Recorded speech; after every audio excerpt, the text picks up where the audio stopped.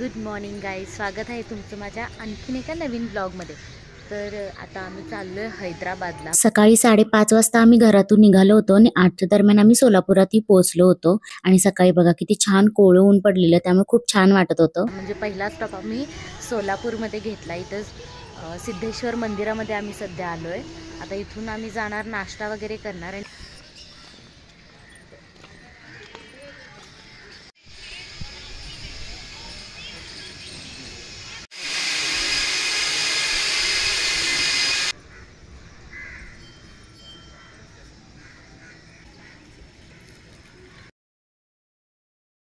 दर्शन घेऊन झाल्यानंतर आम्ही गेलो नाश्त्यासाठी सुधा इडली गृह येथे।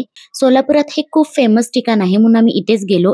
इडली, वडा, सांबर आणि चटणी एकदम भारी चवीला होते। तुम्ही सुद्धा नक्की व्हिजिट करा, इथे तुम्हाला खूप आवडेल हे प्लेस। वातावरण ही इतकं भारी झालेलं ना, बघू शकताय तुम्ही माझ्या व्हिडिओमध्ये। फायनली आम्ही हैदराबाद मध्ये पोहोचलो आणि पोहोचल्या आधी पिस्ता हाऊसला आम्ही जेवण करून घेतलं। तिथे गेल्यावर आम्ही हैदराबादी बिर्याणी मागवली होती, चवीला खूप छान होती। आणि त्याच्यासोबत ही वेगळ्या प्रकारची एक चटणी होती, तीही छान लागत होती। आधी रूमवर जाऊन फ्रेश झालो आणि त्यानंतर आम्ही गेलो निलोफर कॅफे मध्ये।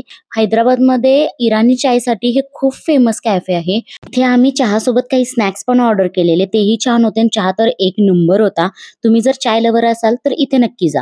नंतर आम्ही गेलो नेक्स्ट स्पॉट जवळ, म्हणजे बिर्ला टेम्पल येते।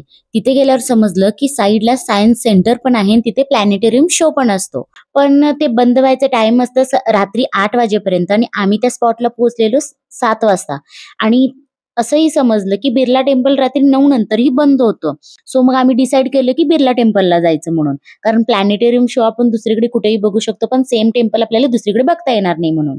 सो आम्ही बिर्ला टेम्पलला गेलो।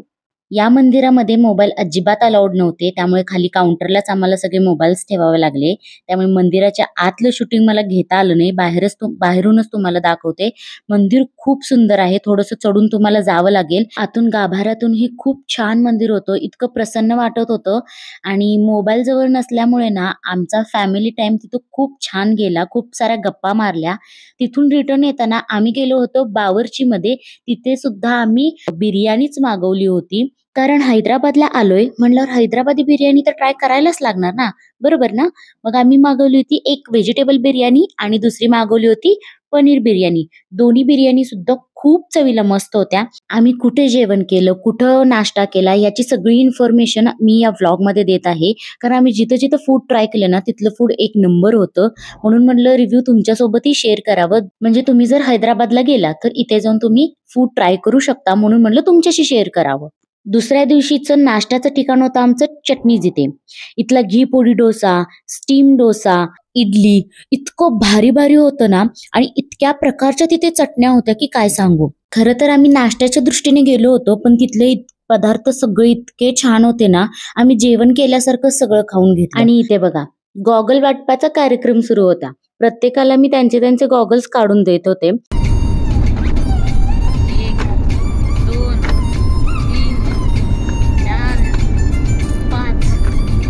आणि हे सगळे डब्बे लेन्स कार्डचे आहेत, एवढंच दाखवत होते, बाकी काही नाही। गॉगल घातल्याने 5-10 मिनिटात मी झोपून पण गेले। एवढं सगळं खाल्लं म्हटल्यावर झोप तर लागणारच होती। आणि फायनली आम्ही पोहोचलो होतो Ramoji सिटीला।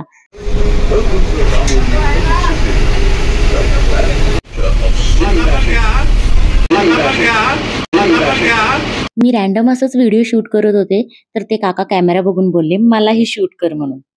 Welcome to Ramoji film city. Finally आम्ही इथे पोहोचलो। बसने आम्हाला इथे आणून सोडलं आणि कॉम्प्लिमेंटरी म्हणून त्यांचे 2 राईड्स होते, मेरी गो राऊंड आणि ब्रेक डान्स होतं, ते केलं। आणि त्यांच्या वेगवेगळ्या स्पॉटला, वेगवेगळ्या सेटला जायला अशा काही बसेस होत्या। 4 एलिवेशंस रहता है। चंद्रमुखी मूवी देखी है ना सबने?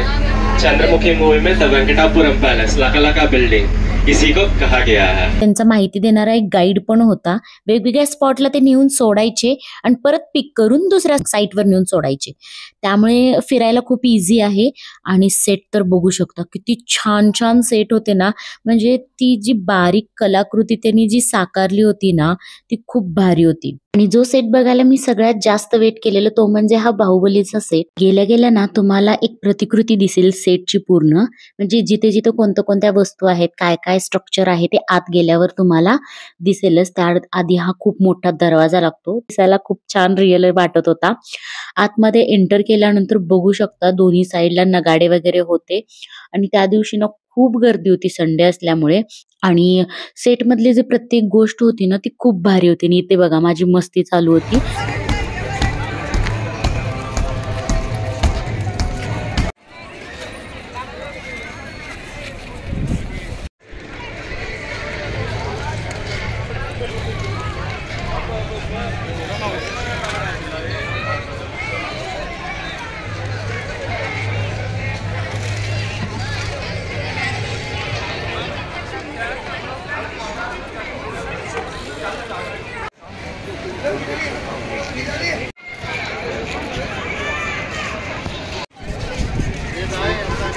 किधर की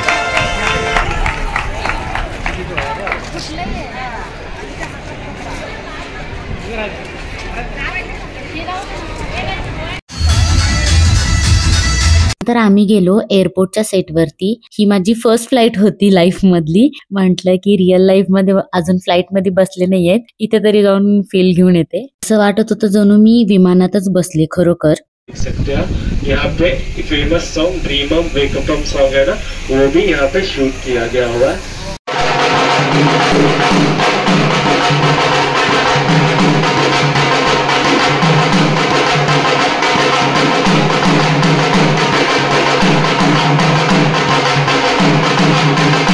भरपूर सारे सेट होते तिथं जे की आमच्याकडून कव्हर झाले नाही आणि संध्याकाळचा कार्यक्रम पण थोडासा बघितला. चला भेटूयात आता नेक्स्ट पार्ट मध्ये. बाय.